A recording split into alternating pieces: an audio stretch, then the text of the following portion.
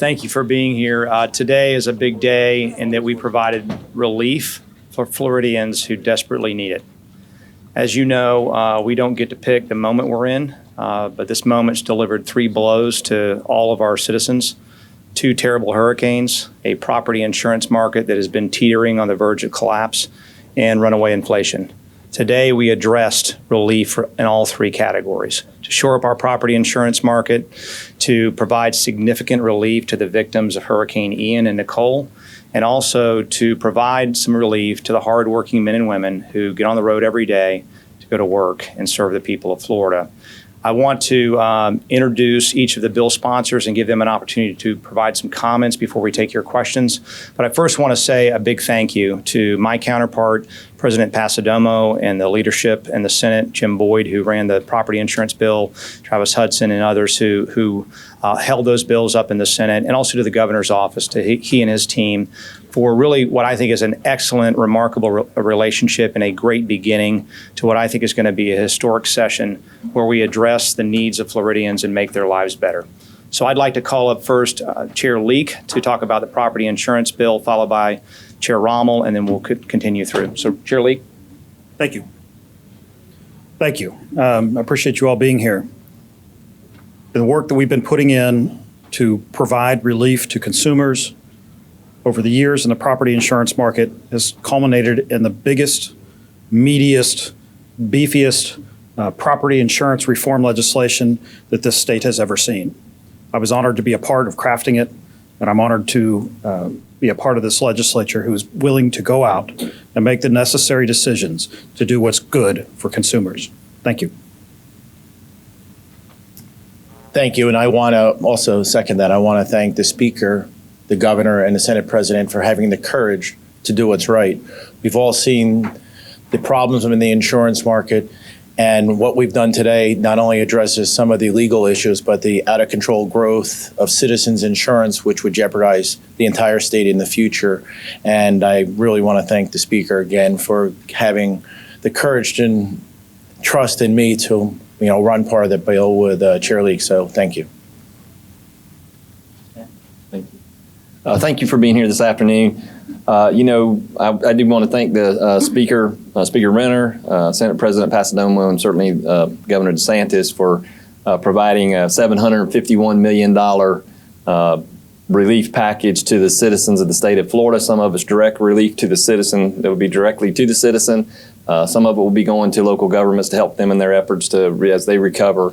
And then finally, there's some language that's codified that will help us as we move forward anytime there's a future natural disaster. Thank you. As we can see, the theme for this special session is relief to hardworking Floridians. And I want to thank the Speaker, the Governor, and the Lieutenant Governor for their leadership on providing toll relief to Floridians all across the state. Coming from Miami-Dade, we know firsthand how crushing those toll fees often can be. And this will put more money back into the pockets of our hardworking Floridians. So thank you. Questions? Thanks, Mr. Speaker. The Democrats are going to come up next, and they're going to talk about how this is going to result in zero savings for the consumer, maybe hold the line, maybe keep premiums from going north, but this won't bring premiums down. Are you of a different opinion, and can some of us expect to see our premiums go down in 18 months, in 2 years, and might that be significant? Yeah, and I'll bring up the bill sponsors to comment, but I would say I thought that the Minority Caucus had some interesting, thoughtful ideas that we can take up, but also some ideas like capping what insurers can charge that just really put us in an alternate reality. We're in a very grim reality with respect to the property insurance market, and we, as you know, we don't get to pick the reality or the market that we're in. We have to try to fix it. And what I am confident of is that today we have fixed the property insurance market. That does not mean that tomorrow your insurance rates are going to go down, because tomorrow's premiums are based on the storms of the last year and the years preceding that. We still have a window for Irma claims to be filed.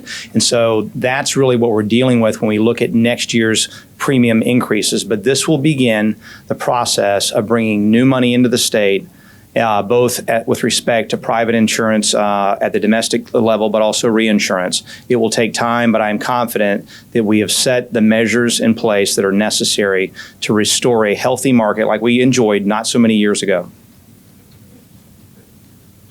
Thank you. I think the criticism you're referring to is that it's not going to provide immediate relief to homeowners. And that's fair. It's not going to provide immediate relief to homeowners. But, we didn't get into this problem overnight. Our property insurance market has been sick for a long time.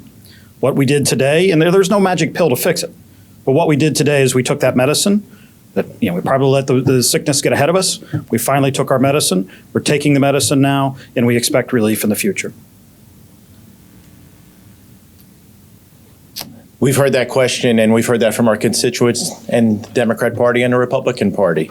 But we can't predict the economic future of the world, and we see hyperinflation in many things that we're dealing with, whether it's from automobiles to things that we buy every day to eat. But under the old law, as soon as this is signed into law, we weren't going to have more competition. Competition is the best thing to drive a market, to make a healthy market, to reduce rates. And with the bill that we're passing today, I believe we're going to see more competition.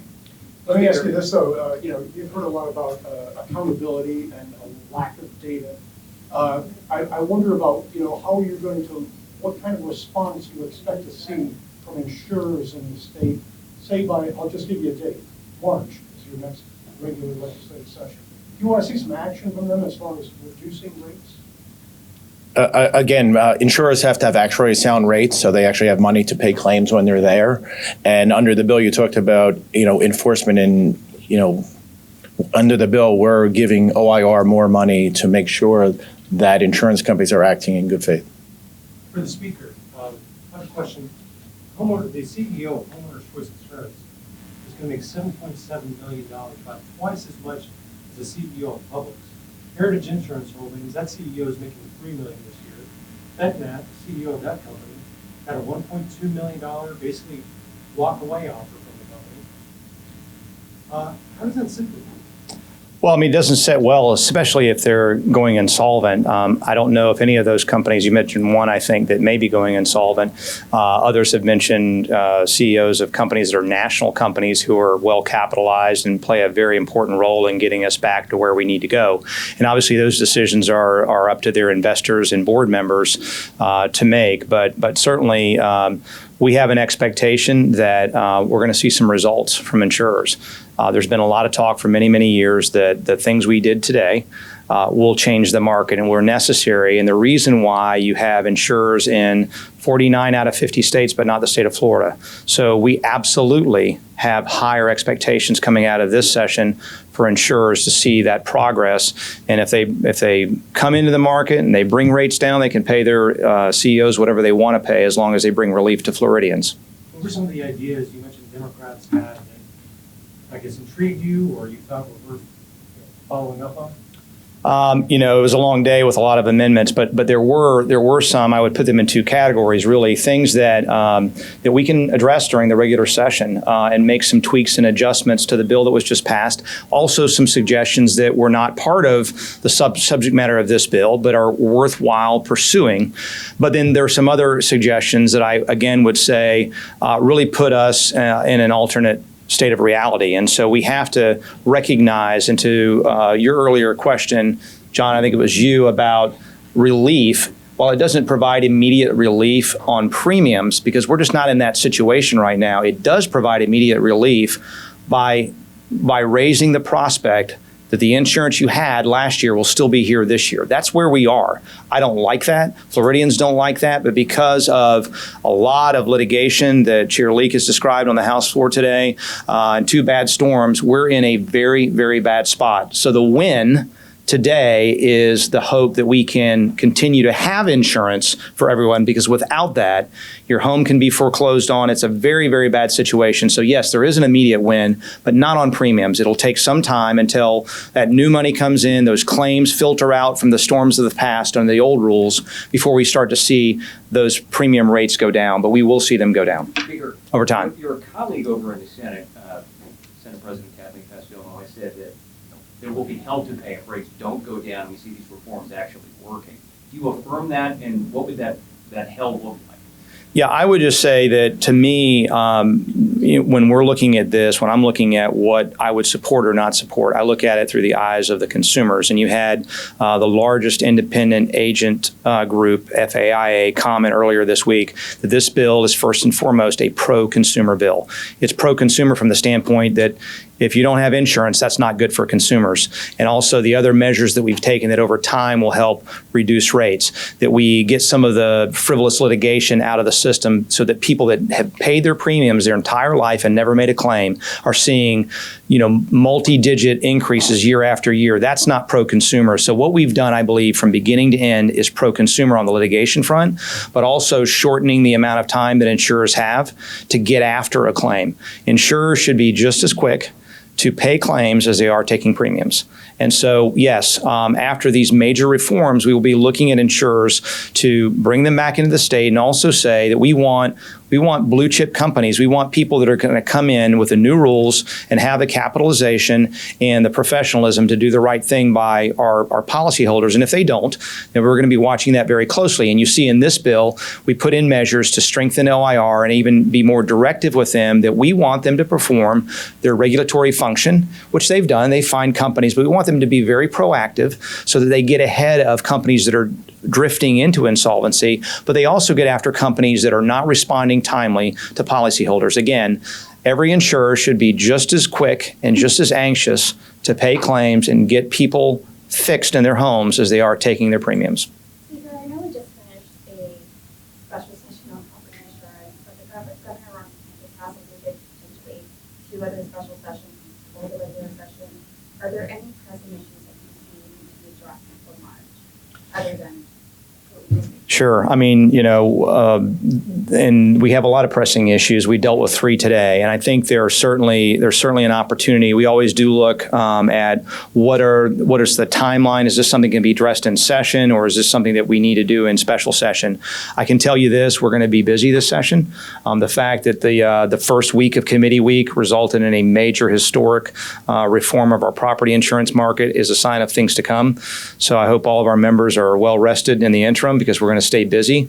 And if that means more special sessions, then so be it. But we're going to pass a lot of great legislation, again, with the eye toward the consumer, with an eye toward affordability, with an eye toward what makes Floridians' lives better tomorrow than it is today, in all aspects. any specific issues that are on No. the table currently?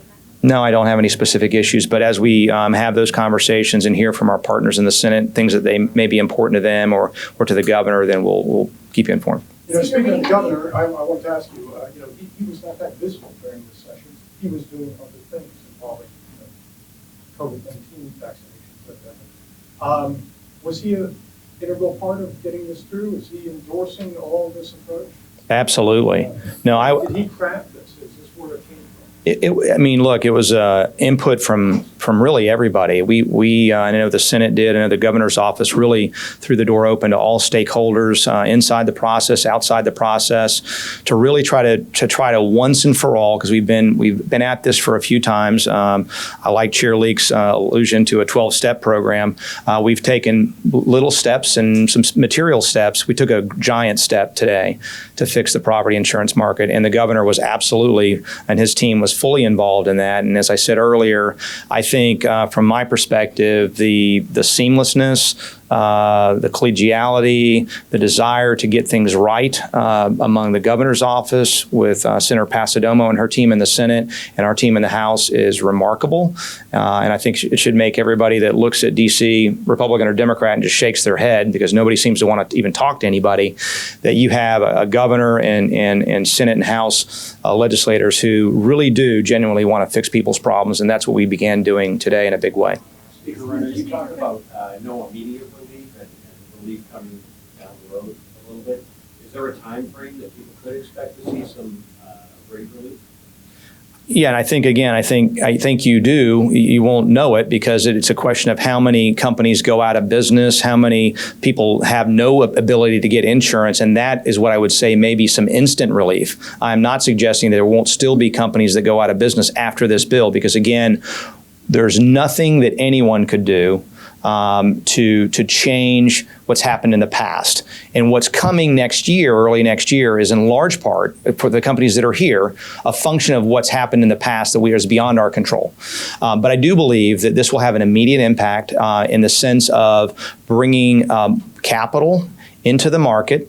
And then over time, and that may be a year, it may be 2 years, I think it will continue, I hope it will continue to improve over the next couple years, begin to bring down rates. And I hope over the short term, we'll start to see a flattening of the increase in rates. I can guarantee you without this bill that there would be very, very significant increases in rates if you could get insurance. And so we're hoping to flatten that a little bit. But I don't want to say, mission accomplished and release the confetti and everything's going to be great next year. We have a tough row to hoe in the next coming storm, and we're putting the things in place like the reinsurance support to get through this next hurricane season. But yes, over time, it will have an unmistakable benefit to the market. And I would say, to someone's earlier question, probably by the end of January, we're going to start wanting to look over the next 45 days or so as what is the market's response to this? What do investors do differently as a result of this bill passing that they were not prepared to do before?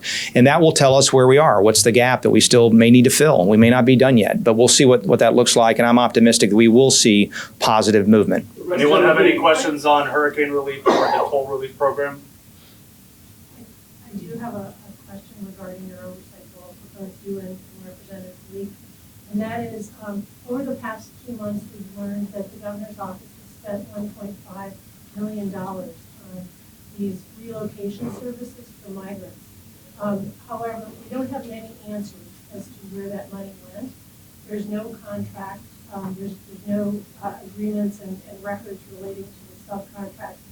I'm wondering, what information have you had, or have you sought any answers from the governor's office about where that $1.5 million went, which at this point amounts to about $30,000 per migrant?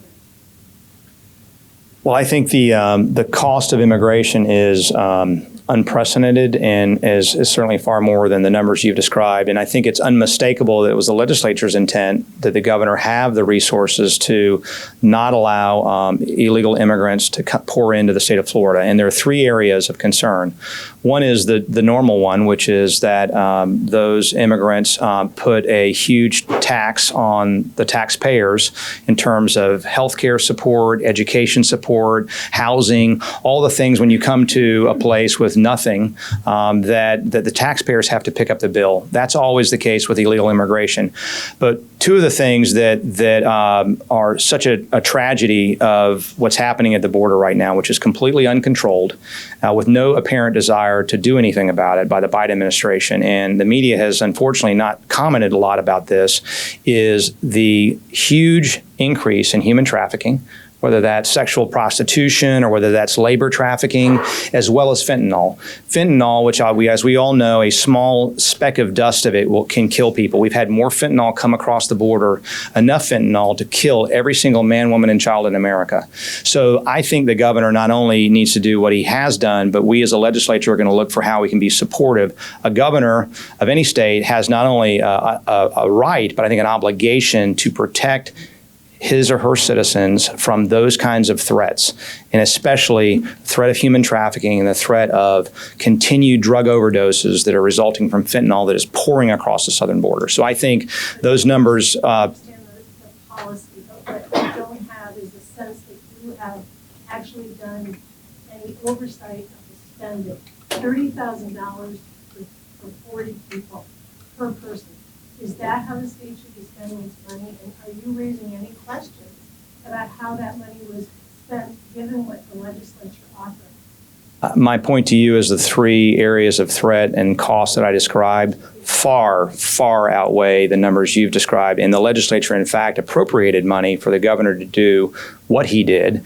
And I support his efforts. I support continued efforts in that regard. The governor is right to do it. And I support him 100% to make sure that we do not have fentanyl coming into this state or into this country, frankly. But we have a situation where nothing is being done. And when the president was recently asked, he said he didn't see a need to go down to the southern border. That is just unfathomable to me. And so I think, Mary Ellen, that the cost of illegal immigration far, far exceeds what we appropriated, and I'm prepared this year to appropriate more to make sure the governor has the tools he needs to protect our citizens. Thanks, everyone.